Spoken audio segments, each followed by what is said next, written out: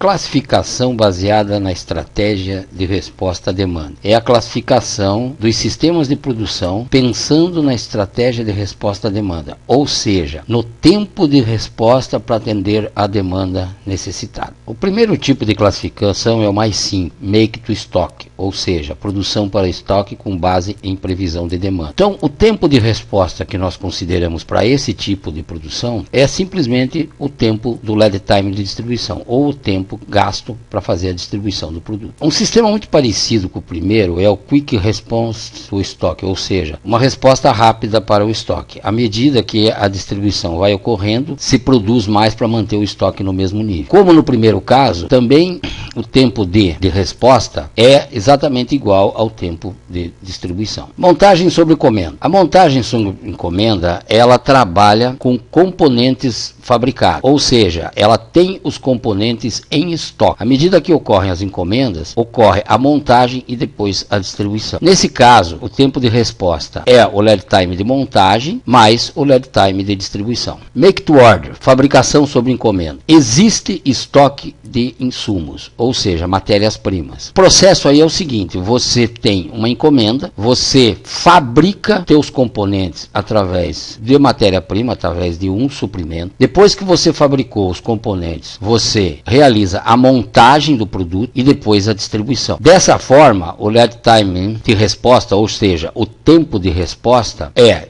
o lead time de distribuição, o lead time de montagens e o lead time de fabricação dos componentes. Recursos to order. Os recursos e insumos são sob encomenda. Não há estoques apenas de projeto. Então aqui nós temos a seguinte situação: você recebe uma encomenda e você adquire matéria-prima, ou seja, um suprimento. Com o suprimento, você fabrica componentes. Com os componentes, você faz a montagem dos equipamentos ou do produto. Depois da montagem, você faz a reprodução. Ou seja, o tempo de resposta vai ser a soma desses quatro processos. O tempo o lead time de distribuição, o lead time de montagem, o lead time de fabricação dos componentes e o lead time de aquisição dos suprimentos. Engineer to order, ou seja, projeto sobre encomenda. E nesse caso não há nem projeto. O próprio projeto é encomendado. Então ele é encomendado, depois do projeto pronto você vai adquirir o suprimento ou as matérias-primas. Com isso você fabrica os componentes, com os componentes você realiza a montagem e com a realização da montagem você faz a distribuição. Então aqui nós temos o maior tempo de resposta possível, que é o lead time de distribuição, mais o lead time de montagem, mais o de fabricação dos componentes, mais o de aquisição dos suprimentos e mais o lead time do projeto.